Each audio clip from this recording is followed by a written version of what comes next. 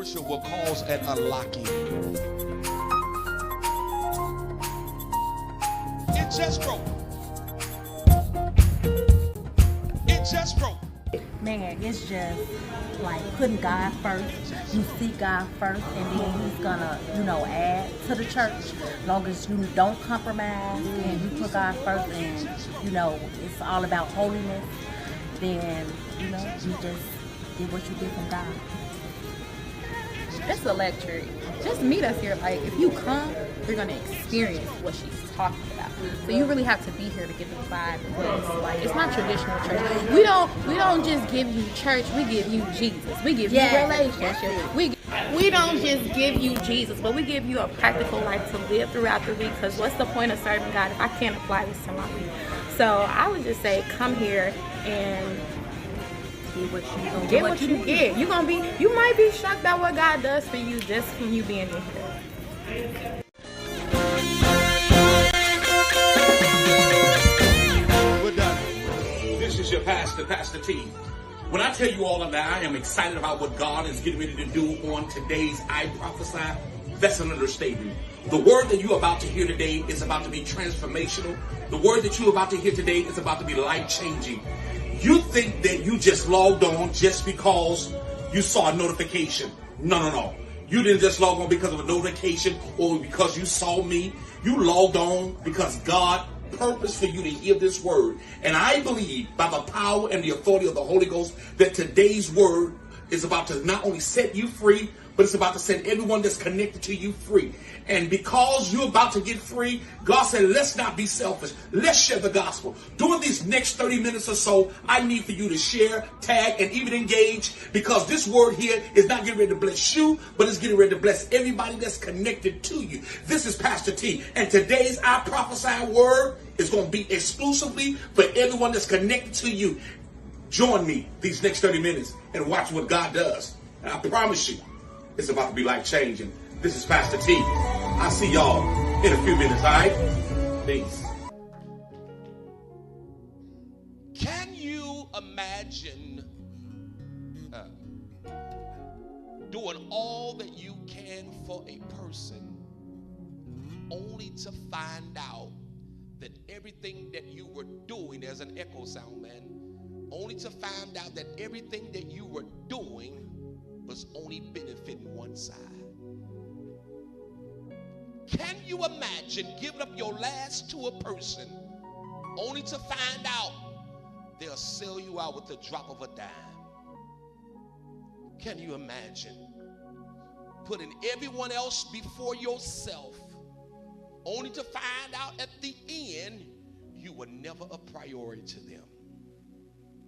Can you imagine walking many miles just to make sure someone you genuinely care about is straight, and they have the unmitigated audacity, the galls, the imprudent behavior to have an attitude when you arrive?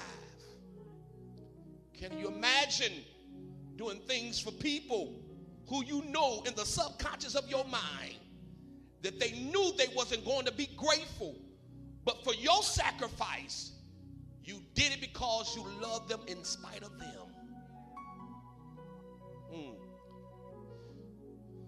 You knew even before you did it, they wasn't going to be grateful. But what they didn't understand, and that was, you really didn't do it for them, but you did it for those who will later find out how unconditional love feels like. Can you imagine? Oh my God. Can you imagine, Naya, breaking your neck, breaking all kind of rules, going against the grain, only to find out that those same people you broke the rules for will later break your heart? Because at the end of the day, regardless of how strong you are, at some point, we all got a breaking point. We never imagined God's method of giving people hope for their own miracle will be through his own story of loss. If we're honest, We didn't want to know this part of God. How many of y'all know there's a part of God that we don't want to know? We don't want to know him as the one who gives, not the one who takes away. We didn't know how to believe in a God who works through pain, who works through grief, and even work through loss.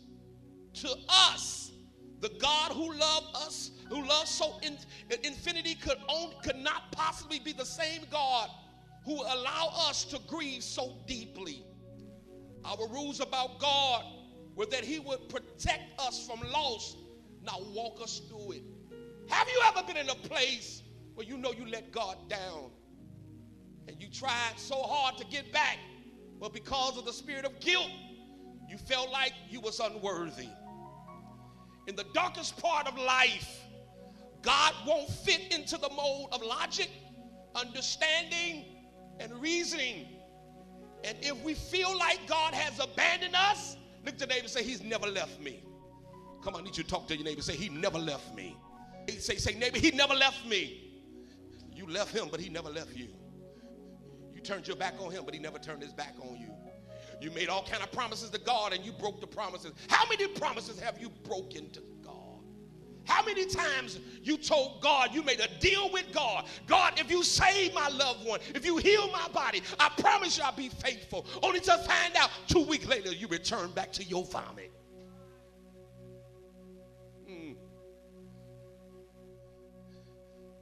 But God never promised that we wouldn't endure loss.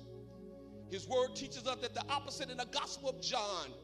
I've told you all this so that you may have peace in me here on earth. There are many trials and sorrows, but take heart because I have overcome the world, according to John chapter number 16, verse number 33. God's promises to us is not that we will be able to avoid suffering and pain, but that we will have peace and victory over the pain.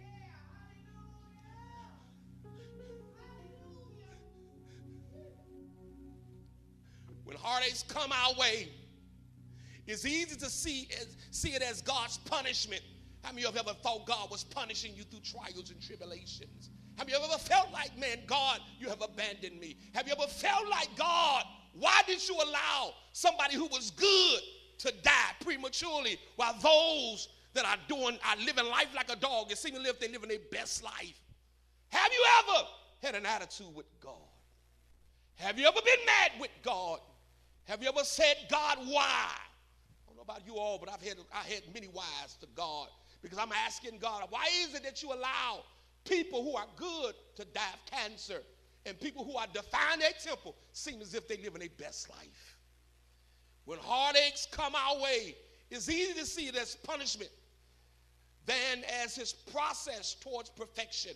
Our rule tells us life gets hard because of the flaw in his character, rather than because his method is working through the flaws. Glory to God. Our rules see losses as abandonment. Many of you all, you feel like, man, you feel like God has dropped you. We can just be real candid. A lot of us felt like God has dropped us. There have been times when I felt like, God, you dropped me. There have been times when I questioned God. Why would I serve a God who I call my Father and I don't have questions? Because guess what? If he's my Father, I have a right to ask him questions. But on the flip side of that coin, he have a right not to answer me. Our rules whisper to us that we're victims instead of victors. Lies begin to fill our hearts and divide us from the relationship with him. Lies like, if God really loved me and cared for me, this wouldn't have happened. How many of you have ever said that if God really loved me, he wouldn't have allowed this to happen? He wouldn't have allowed the person who I was growing, who I felt like was my soulmate, to all of a sudden just die. To all of a sudden, my grandmother, who was doing everything, who was our rock in our family, and all of a sudden dies, while people that are acting crazy still living. We said, if God is who he say he is, you have said this, you have testified to yourself, I wouldn't be going through this. If God is so good, bad things wouldn't keep happening to me. Come on, y'all, we're going to keep it a buck right around here. You have said, man, God, why is it that you so good, but it seems as if I'm experiencing nothing but bad? The truth is, the real truth of the matter is, Paul picked it up in Romans chapter number 8, verse number 20, he said, all things work together for the good. What does that mean? That means even the bad is working for your good. So in other words, if it wasn't for bad, you wouldn't pray. If it wasn't for bad, you wouldn't seek God. If it wasn't for bad, you wouldn't go after God. And so God says, sometimes I have to allow the bad to hit your life for you to come back into my life. Oh my, oh my, oh my. All right. I'm gonna walk this dog, y'all. I promise I'm gonna walk this dog. I'm coming around the mall, baby bush. Yeah, I come, but don't push me now. Don't push me. Let me take my time, because some of y'all need to let this thing marinate. The truth is, even when we don't see all the pieces, because I can testify, Latanya, I don't see all the pieces, we must continue to trust him to finish the puzzle that don't even make sense. How many of y'all have ever tried to make sense out of nonsense? How many of you ever tried to make sense out of something that don't look like it's going to work out in the end? How many of you ever prayed for somebody? It seems that the more you prayed, it seems like the worse they got. How many times have you heard them say, hold on to God's unchanging hand? And it seems as if God has changed his hand at least 15,000 times in the span of one day. Regardless of how painful and brutal some of the pieces in your life have been, there are still pieces in his hand that he is waiting to place.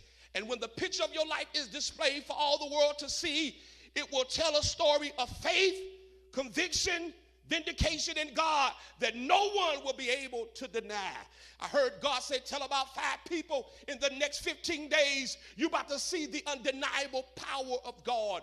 What does I mean by the undeniable power of God? You're going to know in the next 15 days that it was nobody but God that rescued you out of that storm. It was nobody but God that made a way out of no way. In the next 15 days, you're going to testify, man, where did this money come from? In the next 15 days, you're going to say, where did this healing come from? In the next 15 days, you're going to testify, God, you have came to my rescue. And I hear God saying, and he'll speed the process up if you give him glory. When I count to 3, I want you to release the real loud scream you can give God. 1, 2, 3. Release it right there.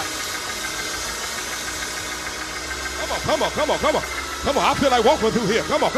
Yeah. Come on, I feel God walking through here. God's about to vindicate you.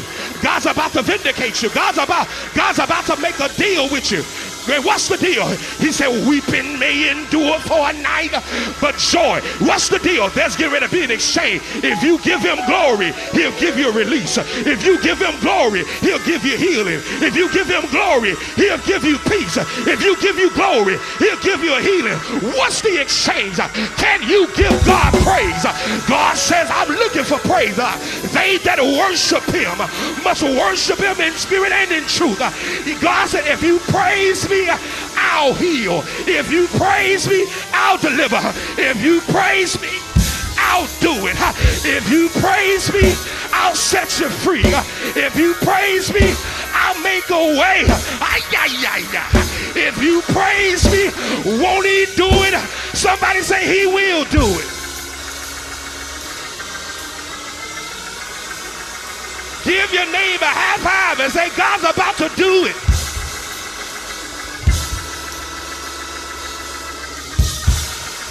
Come on, you talking to the wrong neighbor. Go across the aisle and give your neighbor a high five and say, neighbor, God's about to do it. Come on, you talking to the wrong neighbor. That neighbor didn't look like they want to be touched. Go get somebody. Say, neighbor, God's about to do it. I've been praying all night long, and that seemed like it couldn't work. All of my good days, they outweigh my bad days. But there have been times in my life when it felt like my bad days outweigh my good days. So I started complaining. But God tapped me on the shoulder. He said, Terrence, weeping may endure. I feel like going crazy. Do it for a night. Somebody say joy. It's coming.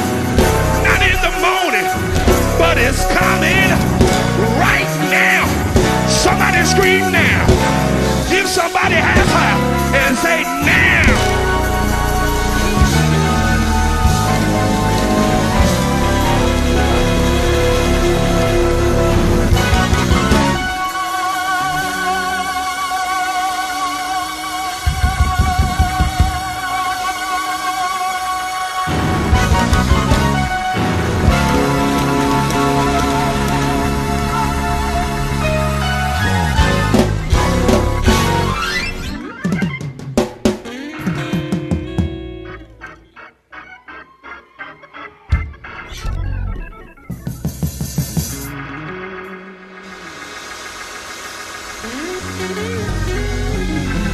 how long you've been struggling.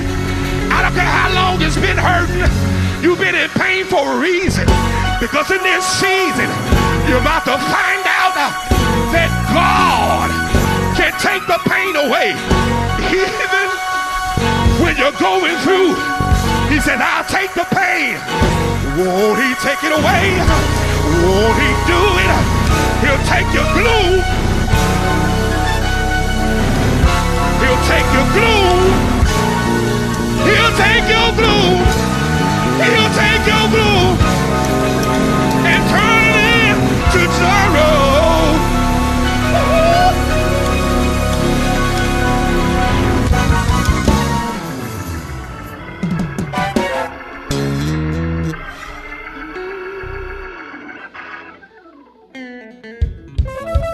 Take your seat. Take your seat. Y'all making me nervous. I wasn't even supposed to start preaching right around here. So look what God says. Stay right there, musicians. I need y'all to stay on top of it because we're ready to rock this dog. So look at this. God says, when the picture of your life is displayed for all the world to see, it's nothing like one when everybody know you're going through. It's nothing like when you need people and they see that you need them, but they won't help you. Oh, God. But God says, in this season, what's really is about to take place is about to tell them my goodness that I'm faithful. It's about to tell them my goodness that I'm about to vindicate you. Somebody say, God, vindicate me. Whatever field or platform you're standing on right now is the place God has called you to war for your own promise. So in other words, Cynthia, some of us, we're in a storm of our life. Some of us, we're in a battle for our life. Some of us, there are some things we ain't told nobody about. And the real truth of the matter is, if we told people our story, they wouldn't believe us. But God says, you just keep your mouth quiet and let them see the finished work. Okay, all right. He said, let God finish the work. Somebody said, let God finish the work. It will be the place that you lay down and die. It will not be the place where your pain is louder than your faith. The real truth of the matter is, Latanya, the enemy is really, he's not after our house. My man, he's not after our car. He's not after our money. He's not after the cars or the job that you're working on. The real truth of the matter is, what Satan really is after, he's after your faith. Because the enemy understands, my dear sister, that if you lose faith, you lost God. Okay, all right. I know some of y'all saying, I can't lose God. No, you can't lose God. He never leave. But you lose God in the spectrum in this regard, that God says, I want to bring you out, but your faith, your lack of faith is keeping you in the situation. And God said, without faith, it's impossible to please me. And if you don't have faith, then God says, I can move and rock your situation. But God said, the moment you understand how powerful, Missy, that your faith is, God said, I'm getting ready to bring you out that storm. Somebody say, God, bring me out of it. Come on, somebody say, God, bring me out of it. So look at what's happening. It will not be the place where everything you believe is a loss. The real truth of the matter is, let me encourage about 5 of you all. The rest of y'all, you just eavesdropping right around here. The real truth of the matter is, God says some of the losses that you've experienced, how many of you ever experienced some losses in the last 6 or 7 months? Come on, let me prophesy. Let me synthetically park right here. How many of y'all have lost some things and you never saw these losses coming? You never saw the betrayal. You never saw what was getting ready to take place because in your mind, you thought that what you had was solid. Allow you to lose a whole lot of things for you to find him in the midst of your losses. So in other words, God says sometimes I have to rock your world for me to understand that I am the solid rock. Oh, Christ, the solid rock I stand. All other ground is sinking sand. And God said, when you learn how to stand on the rock, look at the name, says stand on the rock. So he says everything is not a loss. The real truth of the matter is, Crystal, in some of the loss that many of us are going through are really gain. Because the real truth of the matter is, BB, we wouldn't have given up some things had not we experienced the loss. Sometimes God will put a sour taste in your mouth concerning the very thing that always kept you smiling. Woo! All of a sudden you look around, what has happened? God said, nothing has happened, but I stepped in. And it's not like when God stepped in, because when God stepped in, God said, I tried to warn you about removing yourself, but now your emotions are all tied in. And God says, I tried to allow you to get your emotions out before they became an emotional entanglement. Hello, Will and Jada. But God says, I tried to allow those things to come out, but you didn't want to come out. But God says, in the midst of you being in the midst of what you're going through, God says, you still coming out. Look at them and say, I'm still coming out. They said, we still coming out. Come on, look at. I need you to look at your real neighbor, because the other neighbor, they didn't check out. Say, neighbor, we still coming out. One of the things I love most about God, we are rediscovering on this journey, is that he takes a principle of truth like that, his vindication, and he walks it out first to show us he can be trusted. The real truth of the matter is, I'm asking God, Pastor Brino, God, why are you taking me through this storm? Why is it, God, it seems as if we reach the apex in ministry, and it seems as if we go through a decline. But God said, Terrence, if you take a notice, in the last 3 months, you have been on an uprising. And God said the reason why there's an uprising in Faith World Family Worship Center, he said it has absolutely nothing to do with the members, but all has to do with the senior leader. And I'm saying, God, what do you mean it has everything to do with? He says, when you learn how to put your trust in me, everybody else is going to follow suit. So he synthetically parked right here.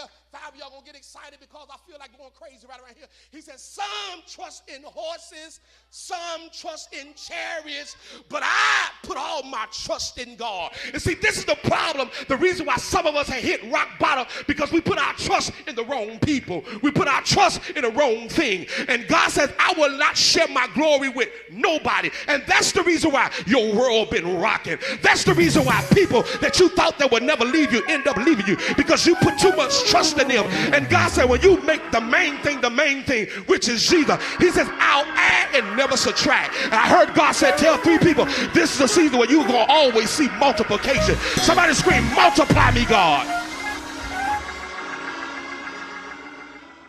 So look at this. God knew what it felt like to lose something so precious. How many of you ever lost something so precious? You lost something precious. Maybe it was a son, maybe it was a daughter, maybe it was a niece, it was a nephew, a sister. It was precious to you. How many of you ever lost something? If you rock with God in this season, God says, I'm going to be the void filler. God says, sometimes when you go through some storms and it seems as if it don't make sense, but God says it's in the midst of those don't making sense season is when God will start making sense out of your situation. So look at this. One of the things I love most about God, we are discovering on this journey, is that he takes a principle of truth. God knows what it felt like with some of the losses that many of us experienced. It was precious. He knew what it meant to have haters and doubters and liars think they have won. How many of you ever felt like your enemy won?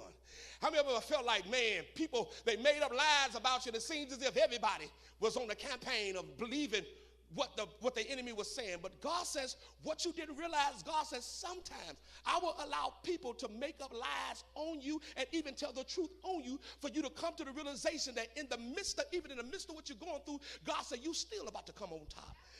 It's nothing like when you come out on top when everybody else got their foot on you. Oh, my. Oh, come on. It's not like when people know that you ain't going to succeed. It's not like when you walk into the room, they say you're a failure. It's not like people judge where you live at. It's nothing like when people judge the car that you drive. It's nothing like when people judge the clothes that you wear. It's nothing like when people judge you by you just can't afford a meal. But they don't understand that you're not in a low season. Can I tell you what season that you're really in? About 5 years. Can I tell you what season that you're really in? You're not in a low season. You're not in a dry season. You're not in a liminal season. 5 of y'all, you won't understand this right here. You're not in none of those seasons. Can I tell you what season that you're in? You are what you call in-between season. My money may not be where I want it, but I'm in between blessings. So therefore, at any given moment, God can allow somebody from the Gold Coast to sow $1 million into my bank account. At any given time, God can allow me to keep driving, and he'll tell me, go behind Jewel and look at the garbage can. There's a bag of money that's worth about $2 million. I'm in between season. I'm just one step from following God, from walking into my wealthy place. I'm just one obedience away from receiving everything that God promised me. Somebody say, I will obey.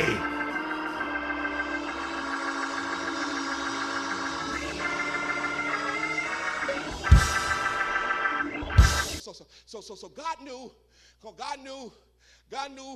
what it felt like to lose something. So can you imagine?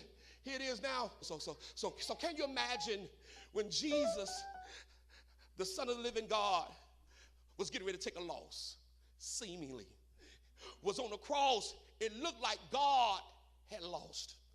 There was so much pain surrounding Jesus' death that it had to feel as though God had forsaken him. So many of us, we think that what we're going through is a forsake season. Really, it's not a forsake season. When you get on a level with Jesus, then you've been forsaken. So if you ain't on a level with Jesus, you have not been forsaken. So look what he says in the 9th hour. Here's the 9th hour in Matthew chapter number 27. Come on, y'all. Get your Bibles, y'all. Get your Bible. I know I'm the only one to carry a Bible, but go to Google, go to Safari, and just put Matthew. Look at Matthew chapter number 27. Here it is. Jesus, and we're going to end up in Luke. We're going to end up in Luke, but Matthew chapter number 27. When you got it, say, I got it. Here it is. Jesus is at a place, Sean, where he feel like that God has abandoned him. Have you ever been in a place where you feel like or felt like you were, Patricia, forsaken? It's nothing like, I'm going to bring it down to 2023 version. Have you ever put a whole lot of confidence in people or in a person that you never saw them leaving you, betraying you, turning their back on you? You saw the arguments, you saw the disagreements, but never in your wildest dream did you see them leaving you. Because after all, you've been through worse storms with them, and the storm that they decided to leave you on really has no merits.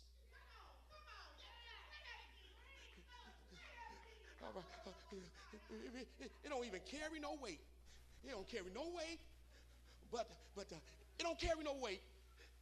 But to find out who a person really is, it's those small things that they've been waiting to leave you on. See, you got to pay attention to the small things. It ain't the big things. It's those small things. You mean tell me we about to have the biggest argument over a small thing? Because I didn't flush the toilet stool?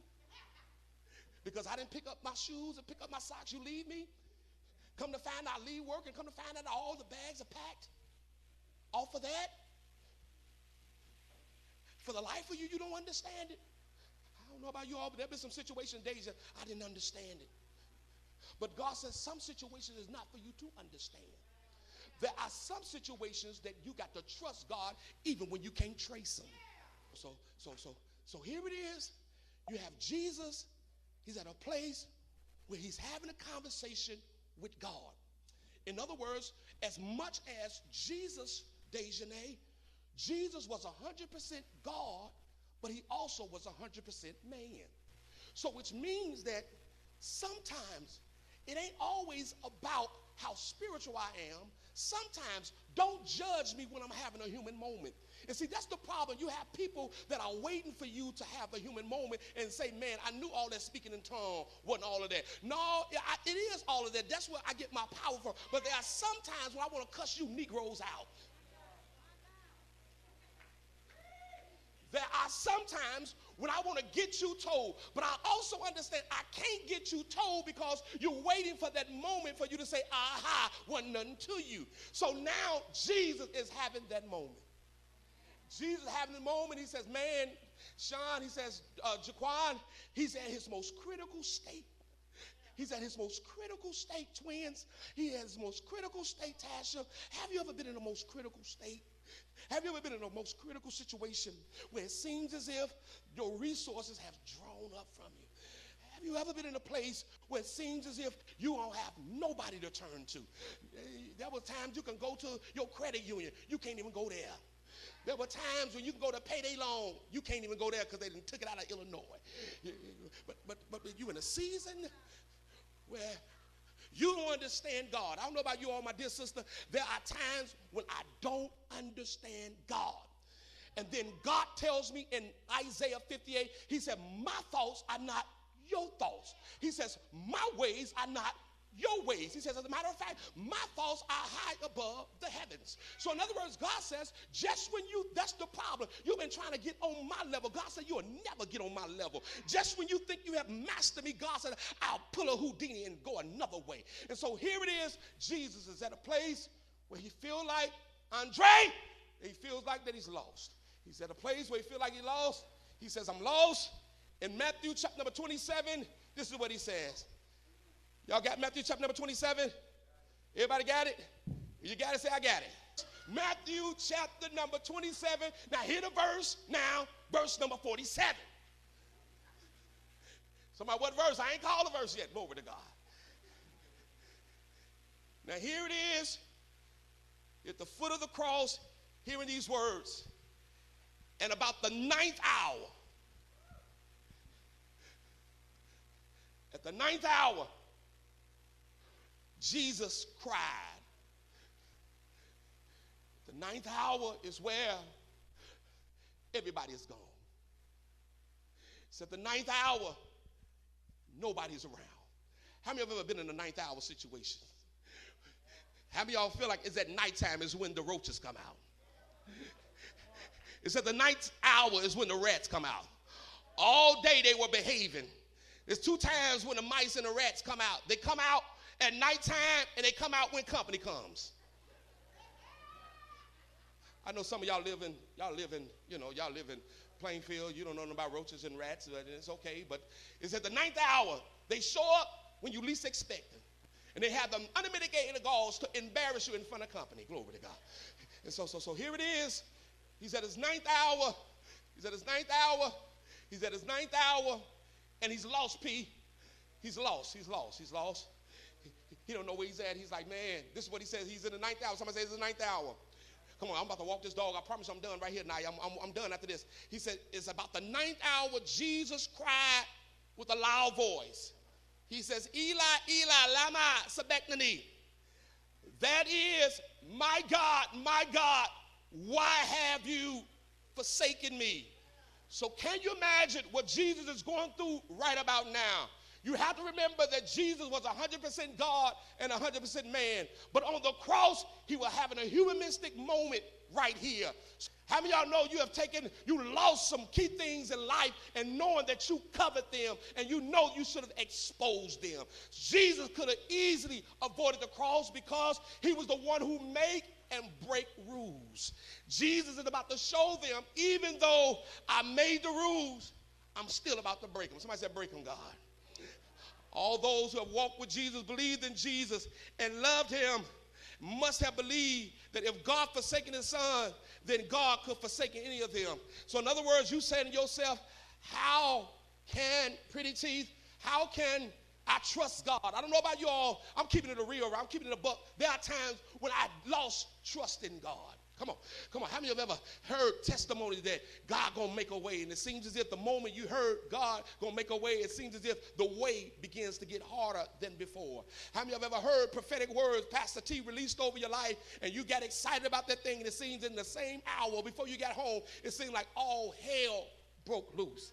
And God says, Terrence, tell this stop people. He says, man, what they don't realize is this, and that is they did me wrong too. He says, how about the many times they made covenants with me and they didn't fulfill them? How many times have they told me they're going to do certain things and I looked for them to do it, but they didn't do it? But isn't it amazing how we put God on a pedestal that we don't put ourselves on? How many times we put the pastor on high regards, and once the pastor make one mistake or do something that you don't like, you saying your season is up.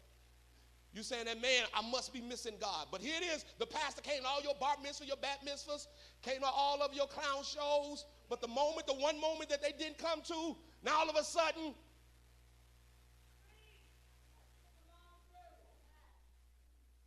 and the crazy thing about that is, this is the crazy thing about it. The crazy thing about this thing is, is that Pastor T never switch up. Somebody said, Pastor T, it ain't about you, I'm just making a parable. It ain't about me. I'm just making a parable. But the moment you need God to answer a prayer, you can't call Jakes. All right. Okay. But one thing I love about Terrence has it that I never switch up. Because I understand I don't do it for the people.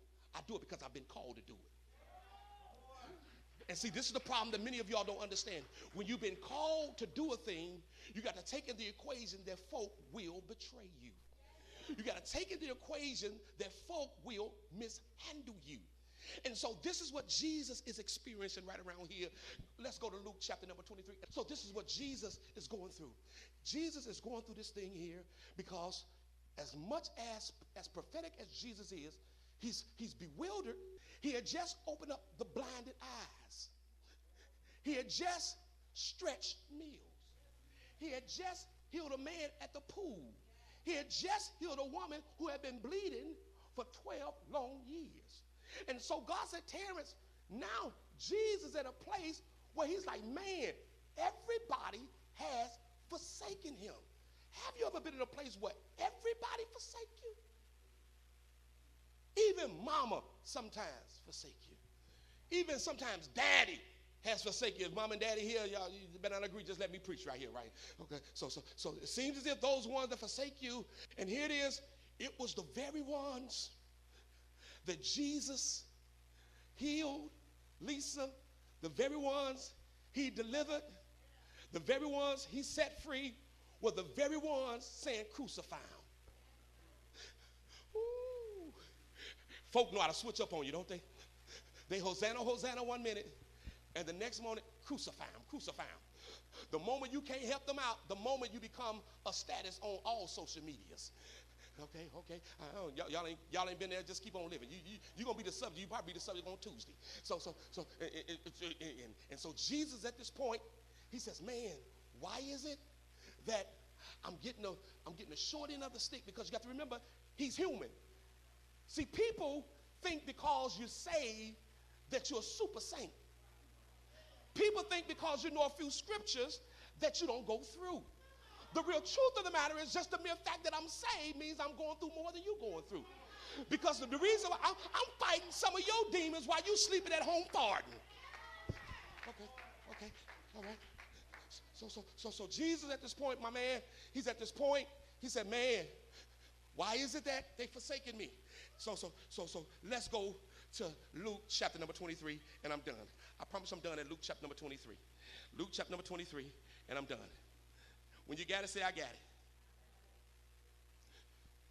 So Jesus is at the crucifixion. He's at the crucifixion. Look at what he says in verse number 32. When you got it, say, I got it. Come on, everybody, y'all got it? So look at what he says in verse number 32. Luke chapter number 23. Look at what he says. And therefore were also two others, malefactors. So in other words, they were criminals. Isn't it amazing that the people that you can depend on, you can't depend on, but the people you least expect to depend on, you can depend on? Isn't that kind of crazy? 4 of you all, let me prophesy to 4 of you all right now. And Veronica, you're one of the 4. God says, tell you 4 people in the next 15 days, they're about to be people that you least expect that's getting ready to bless you. Simply because God says the people that you expecting to bless you will not bless you because God has put them on house arrest. The reason why God has put them on house arrest because God says, I don't want anybody, when they bless you, to come back and throw it in your face that they did something for you. And God says, I'm about to bless about 4 people in the next 15 days. He said, I'm getting ready to break all the rules just for you in the next 15 days if the people will learn how to give me glory. He said, that's the only reason that's the only thing that's going to unlock your miracles is giving him glory.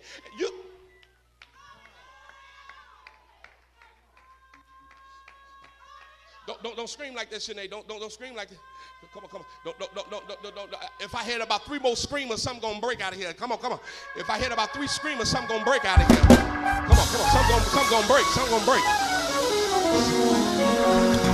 If I had about 3 screamers, let's shake this house.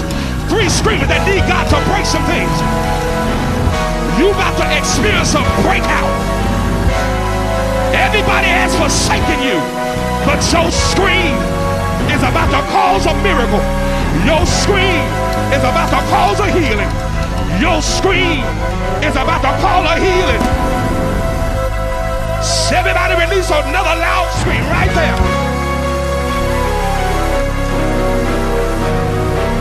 When I cried, Lord, he delivered me. When I cried, Lord, he delivered me. When I cried, Lord, he delivered me. Somebody need deliverance. Cry right there. Cry, cry, cry.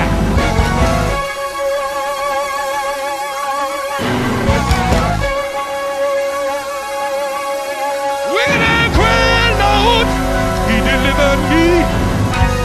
When I cried, Lord, he delivered me.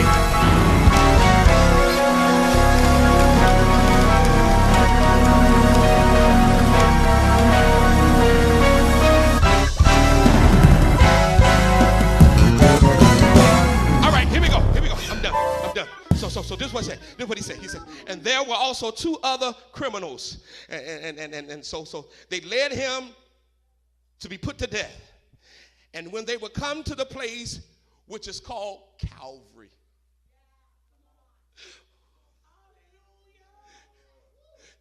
They led him to Calvary, where they crucified him. And the criminals, one was on the right hand. So can you imagine Jesus, who is God, is in between 2 criminals. He got 2 criminals on each side. But didn't realize that even though they was criminals, those 2 criminals also was grace and mercy. So look what he says. He says they had 2 criminals, one on the right hand and the other on the left hand. Look at verse number 34. And Jesus said, Jesus is having a conversation with the Father or with himself. He said, forgive them, for they know not what they do. Stand to your feet. Yeah. And y'all don't realize what he was saying, bye, he was clapping. The Bible said out of the mouth of babes comes perfected praise. Give me strings. So look what he says.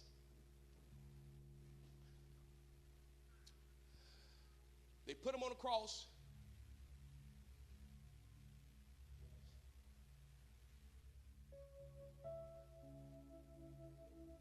But Jesus is at the most critical season of his life. He's at the most critical season of his life. They beat him. They whipped him. They pierced him in the side. They put 72 thorns on his head. And immediately when they put the thorns on his head, out came blood. Jesus didn't deserve to die, but he had to die. What does that mean? That means I don't even deserve this punishment.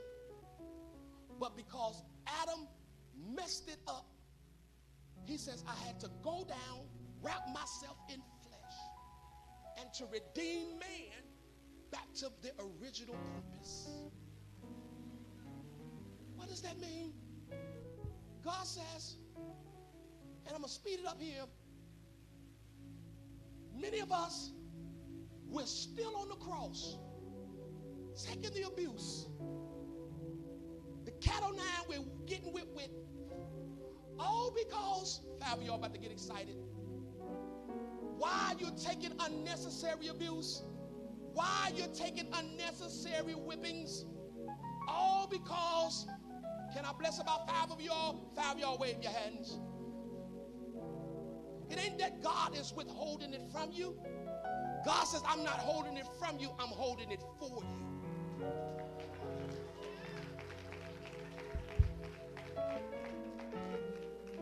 But God says, tell 5 people right here, And I know I'm in a room. I see the 5 people right now. I see 5 business owners in here.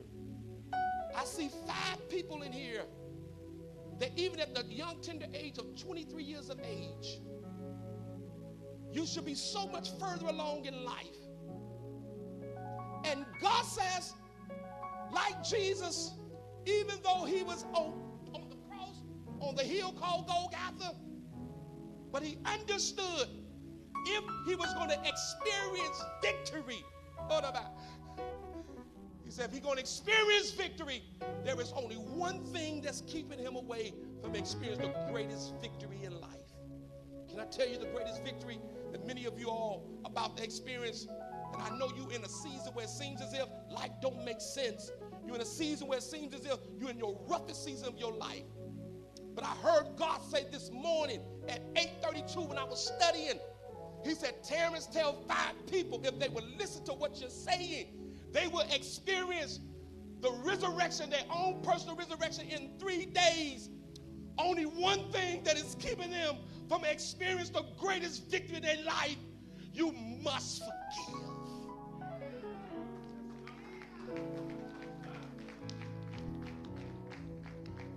You got every right to feel the way that you feel. Yes, they did everything that they did. It's legitimate. Your feelings are legitimate. But God says, I never consulted your feelings when I had victory in mind. And that's the problem. Many of us, we live it in our feelings. God says, you want to get to the next level? Forgive.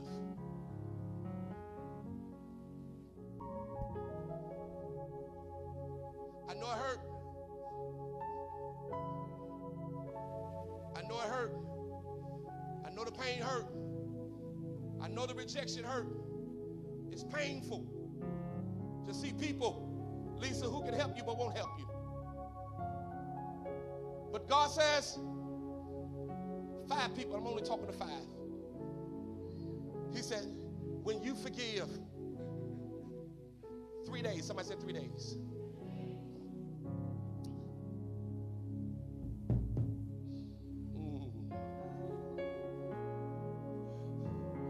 See, the problem that God have right here, Pastor Brent, is that too many of us were too pretty.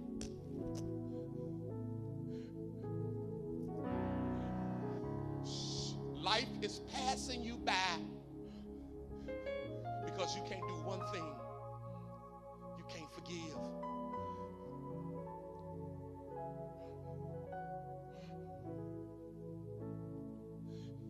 How I know you can't forgive? Because the moment you think about it, you have a regurgitation. You have a flashback. See, when you truly have forgiven somebody, you're at a place you're not even bothered. When you truly have forgiven somebody, you get to a place, if you saw them, you know how to love them. And I know I hear 5 of you religious folks say, well, you know what? I can forgive. I ain't just got to forget. No, we never said you can't forget. But the best way to show that you are walking in forgiveness is the very pain that was caused to you when you can love on it. Can you love the pain? I've seen my history. I've seen my pain. I've seen it. I was tested. I made many vows, Joanne. I made many vows. I said, if I saw such and so on the pull-up, I'm operating in stack G mode. God tested me. I was in Oak Brook about 5 years ago. I made a vow to God and all his 12 disciples that if I saw this individual, I'm going to whoop him until heaven get the news. I said it. I had already said what I was going to do. How many of y'all know God sometimes will see where you at? It's ironic. I saw him face to face. Me and Pastor Brennan, we saw it face to face. And she knew I was getting ready to go there. But I heard God said, if you fail this test, you're going to set yourself back 17 years. And the person knew I was going to give him a good whooping. Because he was ready. He was ready for this whooping. You know, some people, they know they got a whooping coming. There are some people, they know they got a whooping coming. But God says, I'm in Macy and Oak Brook. I'm looking, Pastor Brenda tell you, I'm going to tell the truth. I'm looking at them. The Inglewood want to come out. The Algier Garden want to come out. I said, Sean, I was there. As a matter of fact, my dear sister, I wasn't as saved as I am now. I'm like Paul, called at the right wrong time, I'll do anything. I know some of y'all saved 24/7, so I ain't talking to you. I ain't always saved. Sometimes it takes one argument to have me have a flashback. I know y'all saved. Pastor, yeah. You super saint. You Super Mario. They made a movie out of you this weekend. You Super Mario. So look at this. So I see my pain face to face. I see it. I'm looking at it. Jaslyn, I'm looking at it. Oh my God. Did not our hearts ring joy? Did not our hearts ring happiness? I'm telling you all, that word there today was amazing. That word, I believe, not only set you free, but it set your neighbors free. Not only did it set your neighbors free, but I believe that even your enemies got a taste of what's getting ready to take place in your life. I'm telling you, if that word was a blessing to you, the Bible said you have not because you ask not. If that word was a blessing to you, I dare you right now to begin to sow. Sow on this word right here. All the information at the bottom of the screen, Cash App, Zelle. But I'm telling you all, because I believe that one word has the ability to change the trajectory of your life. And I believe that God has set you up to start seeing change in your life. And it started with this word, I prophesy. Because I believe that God is about to cause a metamorphic change to take place in your life as I prophesy. This is Pastor T, and I'm out of here. You be blessed.